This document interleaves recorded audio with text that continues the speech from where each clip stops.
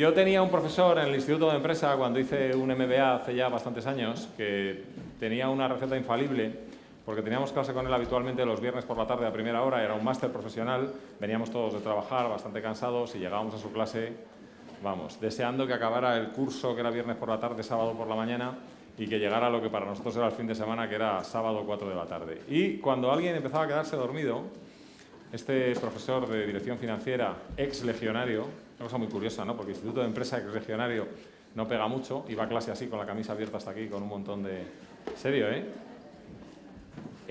Este hombre tiene una receta infalible, y es que cuando veía a alguien que empezaba a cabecear, se acercaba, se le quedaba así mirando y decía: ¿usted exactamente qué quería preguntarme? Pues claro, ex legionario, mirándote así, se te pasaba el sueño para todo el fin de semana. Entonces, vamos a ver si ellos consiguen no tener que hacer algo parecido, pero tenéis que estar todos atentos y con los ojos abiertos, porque voy a estar yo muy pendiente desde aquella esquina, ¿de acuerdo? ¿Qué es lo que vamos a hacer ahora por la tarde? Bueno, pues nuestra primera mesa redonda, que tiene 3 componentes, en la que Jordi va a ser el moderador y va a coordinar las intervenciones de un magistrado y de un inspector de trabajo. Hemos llamado a esta mesa redonda "Cómo acometer la simplificación normativa". Jordi García Viña es director del Departamento de Relaciones Laborales de la Confederación Española de Organizaciones Empresariales, de la COE, y entonces yo le voy a pasar a él el testigo y que él presente tanto a Rafael como a Antonio, y ellos irán con sus ponencias, que no van a ser muy largas. Ambos nos han prometido que van a dedicar a sus intervenciones aproximadamente 15 minutos para que luego podamos abrir un turno de preguntas. Pero no preguntas que os lanzan ellos a vosotros para que os despertéis, preguntas que vosotros les lanzáis a ellos. De manera que yo os dejo con Jordi para que él presente a sus 2 compañeros de mesa y arrancamos. Bienvenidos y adelante. Muchas gracias, Javier. Muchas gracias a todo el mundo. Gracias por haber bajado rápidamente después de... Bueno, más o menos rápidamente. Vale. Y yo diría que gracias por haber bajado todos, porque más o menos, ¿no?, tenemos la misma composición de la sala que la teníamos hace un momento. Como lo interesante son las 2 personas que tengo a mi lado, yo me voy a limitar a hacer una pequeña introducción, porque yo pienso que ninguna de las 2 personas que están aquí necesitan presentación, porque son suficientemente conocidas, tienen un bagaje profesional y personal en ambos casos muy, muy largo, y que además seguro que nos va a dar muchos frutos. La verdad es que el objetivo de esta mesa era intentar tener un enfoque también muy importante para las empresas, que es ese aspecto más normativo. Si se han fijado ustedes, el Congreso escasamente ha hablado sobre normas, escasamente ha hablado sobre la inspección de trabajo, sobre la jurisprudencia, y lo hemos hecho voluntariamente. Pero nos parecía importante que, intentando analizar todos los supuestos y todas las materias relacionadas con la salud, con la prevención de riesgos laborales, con la seguridad y higiene, con independencia de cuál es el criterio que utilicemos, pues sí que teníamos que dedicarle unos minutos a esto. Y lo que vamos a hacer precisamente va a ser, tal como decía Javier, vamos a permitir tanto a Rafael como a Antonio que hagan una exposición. Les hemos pedido que hablen de lo que quieran, porque estábamos plenamente convencidos que cualquier cosa que nos explicaran iba a ser de sumo interés para todos. Y lo que nos parece interesante es que después de su intervención, cualquiera de los miembros de los que estáis allí en la sala de butacas, podáis hacerle las preguntas que queráis. Si os parece, para hacer esas preguntas, solo 2 requisitos muy cortos. 1, por favor, no reflexiones previas, solo preguntas. ¿Vale? 2, salvo mejor proceder, una pregunta que puedan contestar los 2. Esa ya es, digamos, menos taxativa, la primera es absolutamente imprescindible. ¿De acuerdo? Por tanto, si os parece, visto esto, en primer lugar, Rafael Martínez Mesa, él es inspector de trabajo, ha sido subdirector durante 3 años y medio, ahora vuelve a ser inspector, decía que vuelve a ser inspector de calle, yo no sé si existe esa teoría, pero lo que es evidente es que con Rafael hemos vivido jornadas muy intensas, hemos tenido una relación muy interesante, hemos discutido mucho, él es especialista en muchas cuestiones, es una persona con grandes inquietudes, es el alma mater de un máster que se está haciendo para cuestiones que yo creo que pueden servirnos para ese elemento preventivo precisamente y no reparador. Es una persona totalmente dialogante, por tanto es para CEO y para CEPIME un placer tener a Rafael. Si me permite, Rafael, con la misma presento a Antonio Sempere, magistrado de la Sala Cuarta del Tribunal Supremo, catedrático de Derecho del Trabajo y de la Seguridad Social hasta hace 4 días, también buen amigo de la COE, y la verdad es que estamos encantados de tener este plantel tan interesante. Vivimos en un país latino y estamos en un momento perfecto para entenderlo. La contemplación del debate de ayer por la noche es un buen botón de muestra. Constantemente se habla de derogar leyes, cambiar leyes, aprobar nuevas leyes. Nos gustan mucho las leyes. Creemos que la realidad se cambia desde los periódicos oficiales. Esa cultura la llevamos en el interior, la famosa letra pequeña. Esto no está en la letra pequeña. Cuando en materia de prevención yo estoy convencido de que lo importante no está en las leyes, lo importante está en la realidad, lo importante está en la cultura, lo importante está en la interacción. Pero como vivo gracias a las leyes, pues voy a dedicarme un poquito a ello. No puedo ni siquiera hacer el pronóstico con el que finalizaba Rafael, él hablando de la inspección. Yo no sé qué van a decir los tribunales. Él dice, la inspección siempre actuará así. Yo no sé qué van a decir los tribunales, porque los tribunales no tienen ninguna iniciativa, sino que solamente contestan a lo que se les pregunta. Y solamente se les pregunta cuando las cosas van mal. Así que examinar la realidad de la prevención de riesgos o de cualquier cosa de la mano de lo que dicen los tribunales es una desviación metodológica en la que incurrimos constantemente, porque la mayoría de la realidad, afortunadamente, no va a los tribunales. Así que a los tribunales va la patología, los incumplimientos. Y dentro de la prevención de riesgos, pues se observa clarísimamente. Yo no tengo estadísticas, pero fiaros de mí, que ya tengo muchos años en esto del derecho, ¿no? La inmensa mayoría de las veces que se va a los tribunales es porque la prevención no ha funcionado bien, es porque hemos tenido un accidente, es porque queremos ver quién responde y sobre todo cuánto responde. De tal manera que muchas veces el derecho de la prevención de riesgos se convierte en un derecho de los siniestros. Prevenir significa que no haya siniestros y responsabilidad significa que ha habido siniestros. El derecho está muy elaborado en la fase de ver quién responde y cuánto responde. Y el derecho está muy escrito pero poco elaborado, es decir, poco vivido, poco rodado en la otra fase. En los últimos 3 años son decenas los asuntos que han llegado al Tribunal Supremo en los que se discute si hay recargo de prestaciones. Si alguien no entiende cualquier cosa o me interrumpe ahora, con mucho gusto, o en el coloquio, ¿no? Porque yo hablo de recargo de prestaciones y a lo mejor hay gente que dice, ¿de qué habla este hombre, no?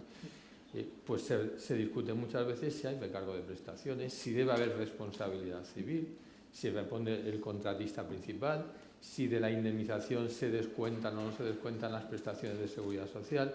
No digamos nada desde 1 de enero de este año con la entrada en vigor del baremo de accidentes que utilizamos tentativamente. Bueno, todo eso es lo que se discute. Ahora, el derecho de la prevención sin accidente, ¿qué vida está teniendo los tribunales?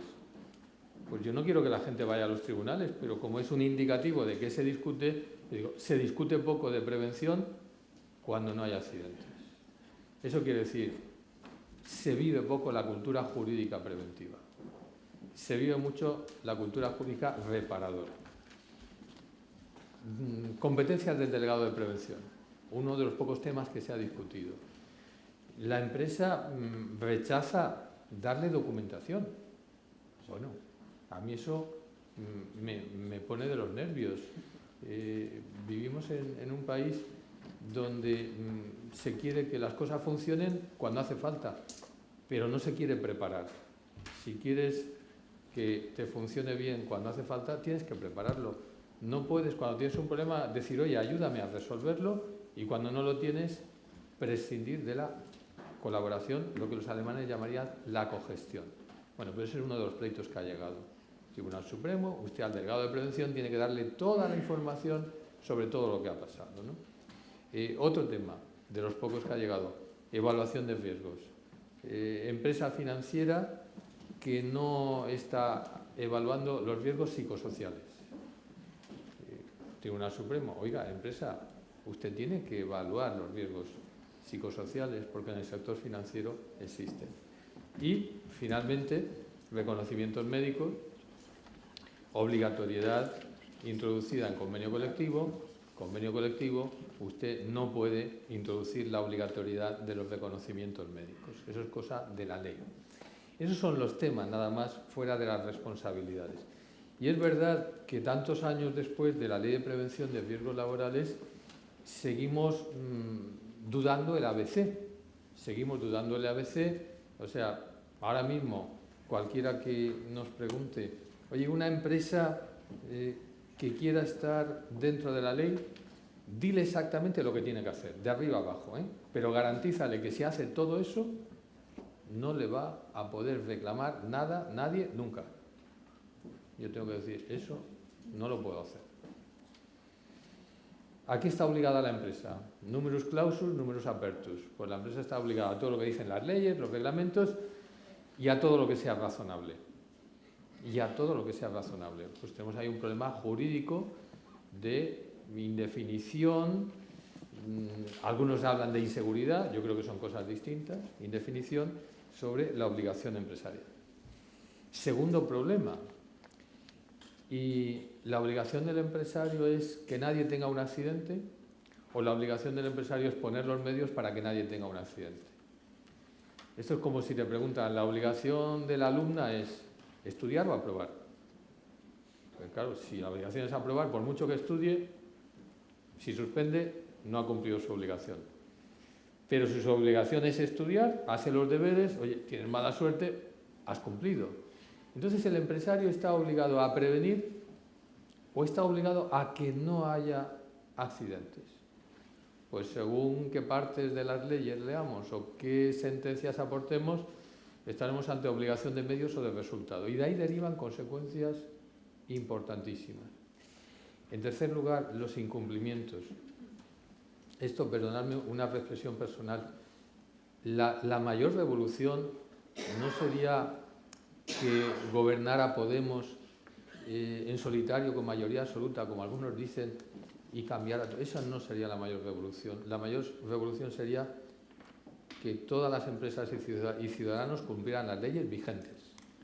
En cualquier momento. Me da igual ahora que hace 10 años. Si nos levantáramos mañana y todos los ciudadanos y todas las empresas y los entes cumplieran las leyes que hay, el país sería irreconocible. Por lo tanto, cuando se habla de cambiar leyes, de mejorar tal, yo digo, mira, que cambien lo que quieran, que hagan lo que quieran, de verdad, pero vamos a creérnoslo, vamos a cumplirlo. Así que, cuando al poco de la Ley de Prevención de Riesgos Laborales hubo un repunte de la siniestralidad y ya se hablaba de cambiarla otra vez, pues inevitablemente las reflexiones, pero bueno, ¿cómo va a tener una ley joven la culpa de que las cosas vayan mal? El experimento funciona si comparas cumplimiento de la ley anterior y cumplimiento de la ley nueva, pero si de entrada me dices que no sabes si hay un 25 o un 30% de incumplimiento, si no me sabes exactamente hasta dónde llega, pues cambiar las leyes yo creo que hay que hacerlo siempre con prudencia.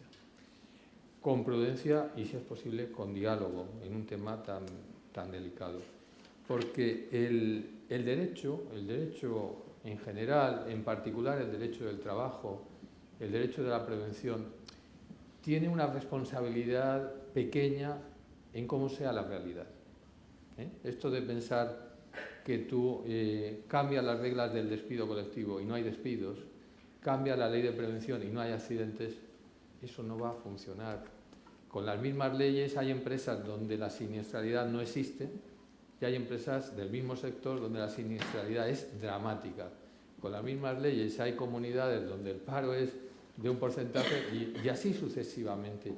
Mejorar las leyes, simplificarlas, yo estoy de acuerdo, pero no pensemos que por tener leyes mejores vamos a tener una realidad mejor.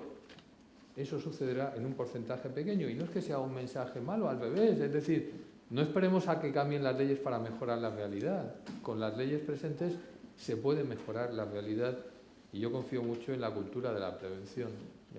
En mi vida profesional anterior, solo llevo 2 años como magistrado, en mi vida profesional anterior, que era catedrático y abogado, yo comprobé una y mil veces cómo con las mismas normas, con el mismo convenio colectivo, entrabas a una empresa, entrabas a otra y no se parecían en nada. O sea, las personas tienen mucho que hacer, Desde ese punto de vista, pues toda formación siempre será poca, toda participación, toda implicación. Yo creo que esta debe ser primera o segunda reivindicación sindical y primera o segunda reivindicación empresarial. O sea, no podemos tener el drama de la siniestralidad laboral normalizado, porque no es normal, ¿eh? Y ahí, según a quien te dirijas, pues hay resortes para incentivar a unos o a otros. Ya acabando, porque el tiempo realmente pasa. Si se cambiaran las normas de prevención de riesgos, es verdad que hay cosas que se deberían mejorar. Por ejemplo, responder a esos grandes interrogantes que ahora están en manos de los tribunales. Y eso es lo que la gente dice que genera inseguridad, en el sentido de que no sabes qué te va a decir el tribunal. Digo, bueno, eso es verdad, no sabes qué te va a decir porque la ley no es clara y porque aún no ha corregido los exámenes. Toda sentencia es resultado de los exámenes que hacen los que se presentan, que son los graduados sociales, los abogados de las partes. Y es normal criticar las sentencias, yo lo he hecho toda mi vida y lo voy a seguir haciendo.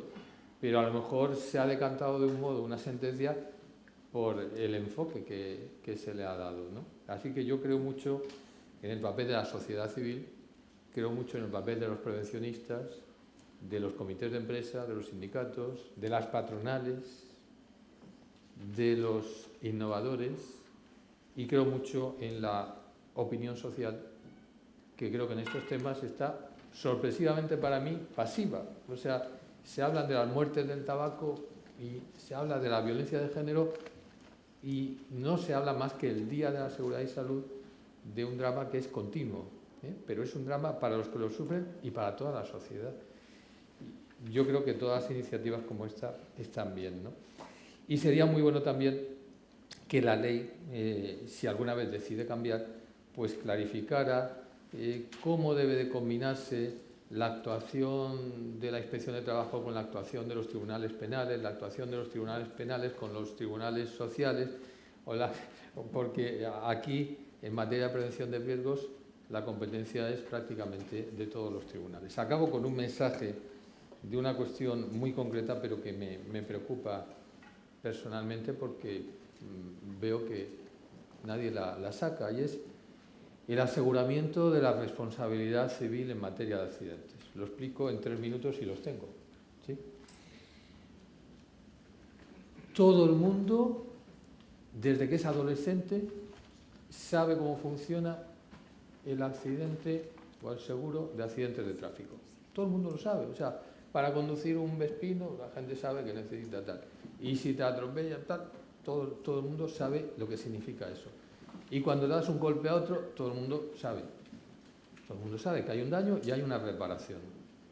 Y que la compañía de seguros pues es la que lo asume, salvo que no hayas concertado la póliza, en cuyo caso pues te la cargas tú y si eres insolvente el consorcio. Eso lo sabe todo el mundo. Hemos superado, por lo tanto, el problema enorme de ver si el accidente se ha producido por culpa de un coche, por culpa de otro coche. Nos da igual. Hay un accidente, alguien responde. ¿Y en materia de accidentes laborales? Pues en materia de accidentes laborales, en 1900 se aprobó una ley muy importante, la Ley Dato, 30 de enero de 1900, que hizo algo parecido. Hasta el momento alguien tenía un accidente de trabajo y le decían, mira, mala suerte, has asumido trabajar y un riesgo es que tengas un accidente, pues mala suerte. Y en 1900 se da el paso de decir, no. Si hay un accidente, responde el empresario, aunque no tenga culpa. Lo paga con su dinero o se hace un seguro. Y así hemos venido funcionando hasta que esa idea ha llegado a lo que ahora es el accidente de trabajo y enfermedad profesional cubierto por la Seguridad Social. Si alguien tiene un accidente de trabajo y resulta incapacitado, no digamos fallecido, la Seguridad Social le paga. ¿Con qué dinero? Con el dinero de todas las empresas que cotizan. Lo he dicho bien, solo de las empresas que cotizan, no los trabajadores, de las empresas que cotizan. Esa es la responsabilidad objetiva. ¿Qué pasa?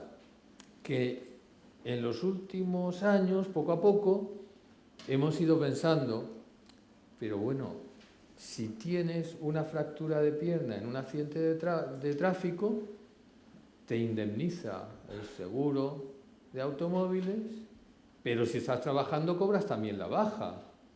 Y si te fracturas la pierna trabajando, solo cobras la baja, nadie te indemniza. ¿Esto qué es? O sea, ¿cómo puede ser que sea mejor fracturarte la pierna en un accidente de tráfico que en un accidente de trabajo? Esto no puede ser. Entonces, poco a poco, sin decirlo, esto yo lo hago a efectos pedagógicos, sin decirlo a nadie, poco a poco se ha ido reinventando la responsabilidad objetiva de las empresas, para decir, mire, si hay un accidente de alguien que trabaja, esto no es que usted sea malo, tal, es que ha habido un accidente y usted tiene que indemnizar. Y tiene que indemnizar analógicamente como se hace con el baremo de accidentes de tráfico.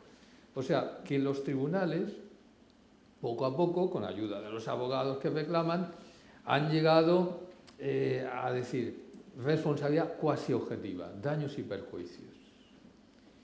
Daños y perjuicios con el nuevo baremo se van a triplicar en muchos casos. Los vehículos de motor tienen obligatoriamente su seguro. La empresa no tiene obligatoriamente su seguro. O sea que una pyme que tenga que indemnizar con 450.000 euros va a tener problemas. Así que yo creo que, puesto que no lo ha hecho la ley, para mí lo óptimo sería que la ley dijera, mire, la responsabilidad de daños y perjuicios en materia de accidente tiene que asegurarla la empresa. Igual que la asegura la persona que conduce vehículos.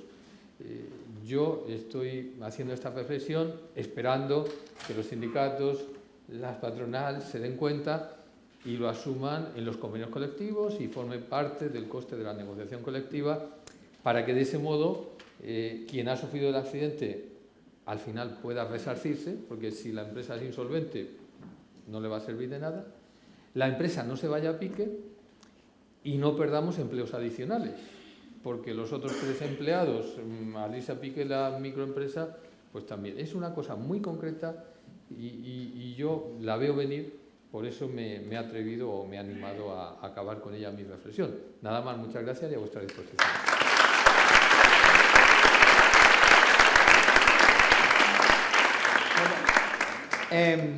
Muchas gracias a los dos intervinientes. Yo tengo 2 preguntas, voy a hacer una y entonces de mientras ustedes piensan para hacer preguntas a efectos de que yo no tenga que formular la segunda, ¿de acuerdo? Yo apuntaba aquí, si nos remontamos 5 o 6 años atrás o 10 años atrás, el número de accidentes de trabajo y enfermedades profesionales había descendido, el absentismo en este país estaba muy bajo. Desde que estamos en recuperación económica, el número de accidentes de trabajo y enfermedades profesionales está ascendiendo, el número de absentistas, el absentismo, el porcentaje está creciendo. ¿Estamos haciendo algo mal? ¿Qué os parece? Bueno, yo prefiero, si hay preguntas más jurídicas, porque lo que planteas es una hipótesis. Yo prefiero entrar en otras cuestiones, si las hay. Sí que tenemos un micro, perdón, espera, me parece que tenemos un micrófono. ¿Sí? Al hilo de lo que ha comentado el señor Sempere al respecto del tema de las crecientes exigencias de responsabilidades civiles, ¿qué papel ven en un futuro de recargo de prestaciones? Que parece que es como una, a veces, doble indemnización o ya no se puede asegurar, es un papel un poquito complicado de mantener, creo yo. Sí. Bueno, el recargo de prestaciones, por si hay alguien que... ¿Lo tengo que explicar? Lo digo muy claro. ¿Lo explico o no? ¿Hay alguien que no sepa lo que es el recargo de prestaciones? No me lo puedo creer. ¿Solamente una persona? El recargo de prestaciones significa lo siguiente. Si como consecuencia de un accidente se descubre que el accidente se ha producido incumpliendo la empresa normas y después del accidente resulta cualquier tipo de incapacidad, la Seguridad Social paga incapacidad temporal, incapacidad permanente y si hay muerte, viudedad, orfandad. Derivadas de accidente de trabajo, ¿vale? Pues tenemos unas pensiones, unas prestaciones. Y ahora llega el recargo y dice, normalmente cobraría eso, pero como ha sido por culpa del empresario, ahora el empresario va a poner de su bolsillo un plus. Entonces se recarga la prestación. El empresario le paga a la Seguridad Social un dinero para que la Seguridad Social con ese dinero aumente la pensión. Ese es el recargo de prestaciones.